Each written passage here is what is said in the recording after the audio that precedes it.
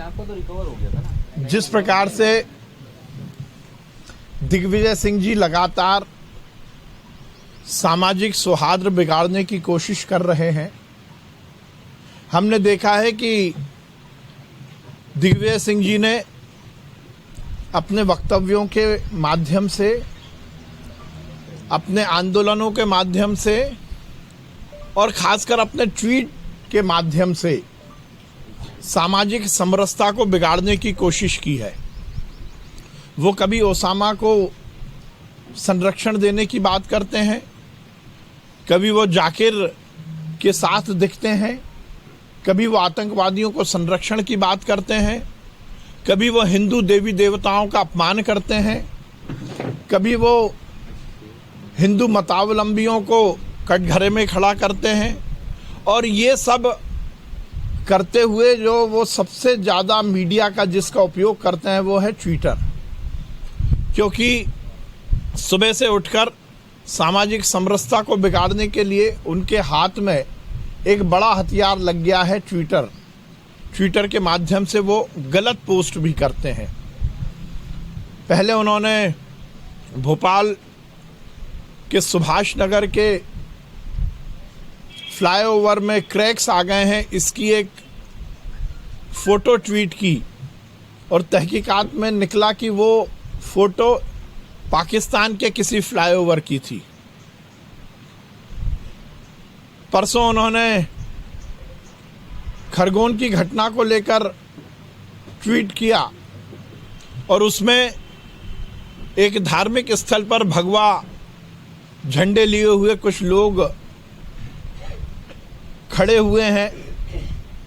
ये photo tweet की और कहा कि ये खरगोन की घटना है, जबकि वो घटना खरगोन की नहीं थी, किसी और राज्य की थी, बल्कि वो घटना सच है या नहीं इसी पर प्रश्न चिन्ह है। और उनके इस ट्वीट के कारण कल दिन भर पूरे प्रदेश में धार्मिक उन्माद बना रहा। दो वर्गों में खरगोन में पहले से ही हारमोनी में दिक्कत आई थी, दंगे हुए थे, 3 दिन से लगातार खरगोन में कर्फ्यू चल रहा है। एक वर्ग विशेष ने पथराव किया, उस वर्ग विशेष को संरक्षण देने के लिए दिग्विजय सिंह जी ने झूठे ट्वीट का सहारा लिया।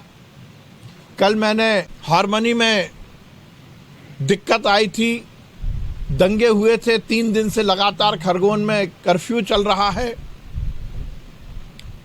एक वर्ग विशेष ने पथराव किया, उस वर्ग विशेष को संरक्षण देने के लिए दिग्विजय सिंह जी ने झूठे ट्वीट का सहारा लिया। कल मैंने ट्विटर को ये पत्र लिखा था कि निश्चित रूप से ट्विटर को अपनी नैतिक जिम्मेदारी का निर्वहन करना चाहिए और देश में यदि कोई भी व्यक्ति ट्विटर का उपयोग सामाजिक समरसता को बिगाड़ने के लिए करता है तो उस ट्विटर अकाउंट को ब्लॉक कर देना चाहिए, सस्पेंड कर देना चाहिए। आज से हमने ये निश्चित किया है कि ट्विटर ने समाज को एक विधा दी है, एक व्यवस्था दी है जिसके माध्यम से हम रिपोर्ट करके ट्विटर को इस बात की इत्तला, इस बात की सूचना दे सकते हैं कि फला फला अकाउंट समाज में विघटन की बातें कर रहा है। ट्विटर ने ये व्यवस्था दी है और इसको रिपोर्ट के माध्यम से हम ट्विटर में दर्ज कर सकते हैं। आज से हमने निश्चित किया है कि हम ट्विटर को एक मुहिम चलाकर दिग्विजय सिंह के अकाउंट को ब्लॉक करने और सस्पेंड करने के लिए रिपोर्ट करने की एक मुहिम चलाएंगे।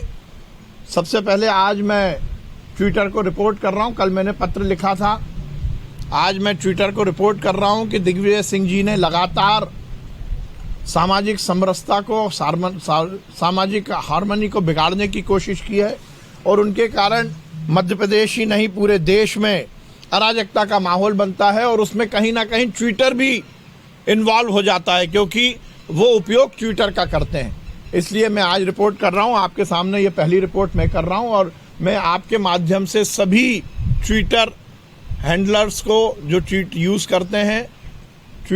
यूज़ करते हैं उन सबको अपील करूंगा कि वो रिपोर्ट करें और दिग्विजय सिंह के अकाउंट को ब्लॉक करने की दरखास्त ट्विटर को जरूर दें, जिसके माध्यम से हम ये सुनिश्चित कर सकें कि दिग्विजय सिंह जैसे लोग इस देश में समरसता बिगाड़ने का प्रयास नहीं करें, अपनी राजनीतिक रोटी सेकने के लिए ट्विटर का उपयोग ना करें। अभी मैं ये रिपोर्ट कर रहा हूं और मैं सभी से अपील करूंगा कि अपने अपने अकाउंट से ये रिपोर्ट करें और दिग्विजय सिंह का अकाउंट ब्लॉक हो, सस्पेंड हो, इसकी मुहिम में मेरा साथ दें।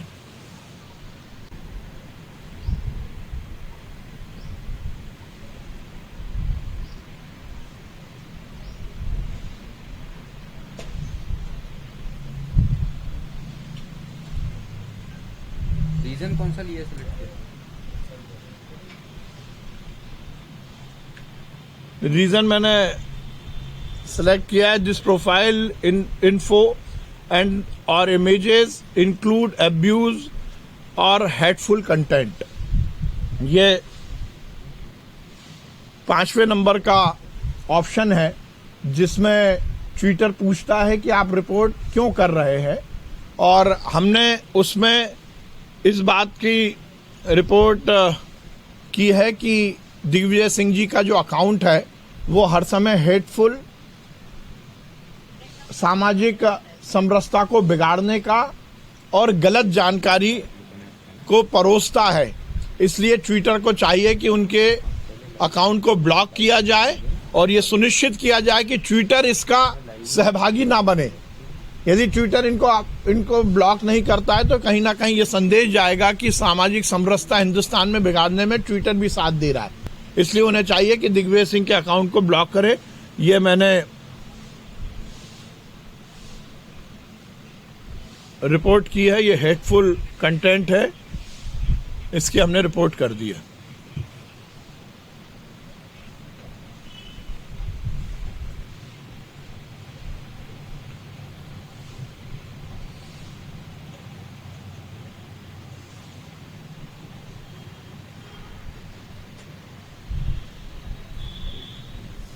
हिंदुत्व का मुद्दा था, कांग्रेस उस तरफ जा रही थी, उसको बड़ा नुकसान पहुंचा। कई लोग अब आवाज उठा रहे हैं, जैसे सोनलाल वाल्मीकि ने भी आवाज उठाई है। अब देखिए, दिग्विजय सिंह तो हर समय से धार्मिक उन्माद फैलाने की कोशिश करते हैं, तुष्टीकरण की राजनीति करते हैं, और कांग्रेस ने जिस प्रकार से भगवान का सहारा लेकर जनता को गुमराह करने की कोशिश की थी, वो भी तो तुष्टीकरण ही था, वो भी तो राजनीति ही थी। कभी मुसलमानों को खुश करने के लिए कोई मुहिम चलाना, कभी हिंदुओं को खुश करने के लिए मुहिम चलाना, और अपनी राजनीतिक रोटी सेकने के लिए लगातार धर्म का सहारा लेना, ये कांग्रेस की आदत है। चुनाव जब आते हैं, जब कांग्रेस को भगवान याद आते हैं, चुनाव चले जाते हैं तो वो भगवान को भूल जाते हैं। तो निश्चित रूप से ये कांग्रेस की मुहिम, और देखिए कोई भी मुहिम में जब तक सच्चाई नहीं होगी, जब तक नीयत साफ नहीं होगी, तब तक भगवान भी आपका साथ नहीं देता। देखिए, हमारी सरकार ने ये निश्चित किया है कि वो जो पब्लिक सर्विसेज हैं, जिन जिन में जनता को सुविधा दी जाती है, उनकी व्यवस्था सुचारू हो। पहले से ही माननीय मुख्यमंत्री जी ने कहा है कि जनप्रतिनिधियों को ये सुनिश्चित करना चाहिए कि हर योजना का लाभ हितग्राही को मिले, हर व्यवस्था चुस्त दुरुस्त हो, और उसके लिए लगातार सांसद, विधायक, बाकी जनप्रतिनिधि अपने क्षेत्र में जाएं। उचित मूल्य की दुकान में माननीय प्रधानमंत्री नरेंद्र मोदी जी के सौजन्य से, माननीय मुख्यमंत्री जी के सहयोग से हम मुफ्त में लोगों को अनाज उपलब्ध करा रहे। वो अनाज सुचारू रूप से वितरित हो सके, समुचित मात्रा में, समय से और सही हितग्राही को मिल सके, इसकी व्यवस्था सुनिश्चित की जाए, और इसकी मॉनिटरिंग यदि जनप्रतिनिधि करेंगे तो उसका लाभ मिलेगा। सीसीटीवी कैमरे लगाना चाहिए, और मुसलमानों पे एक तरफा कार्रवाई का भी आरोप लगाया उन्होंने। देखिए, क्या हमारी सरकार धर्म या जाति देखकर कार्रवाई नहीं करती।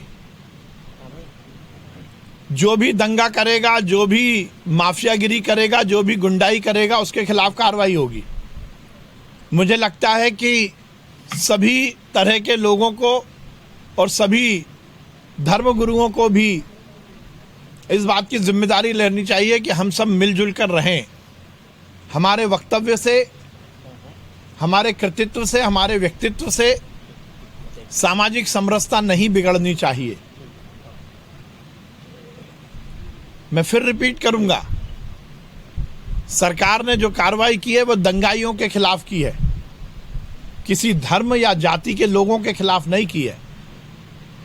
दंगा करने वाला कोई भी हो, उसका धर्म केवल दंगा करना है, और कोई भी व्यक्ति दंगाइयों को अपने धर्म का बताकर धर्म को बदनाम ना करे, पूरी कौम को बदनाम ना करे। चंद लोगों ने यदि पत्थर चलाए तो उनके खिलाफ कार्रवाई हो रही है, और उनकी जो कार्रवाई हो रही है वो अवैधानिक है। उनके बने हुए मकान, जो कार्रवाई हो रही है वो उन मकानों और दुकानों पर हो रही है जो कि अवैधानिक हैं, और जो हम कार्रवाई कर रहे हैं वो कानून के तहत कर रहे हैं। मध्य प्रदेश की विधानसभा में हमने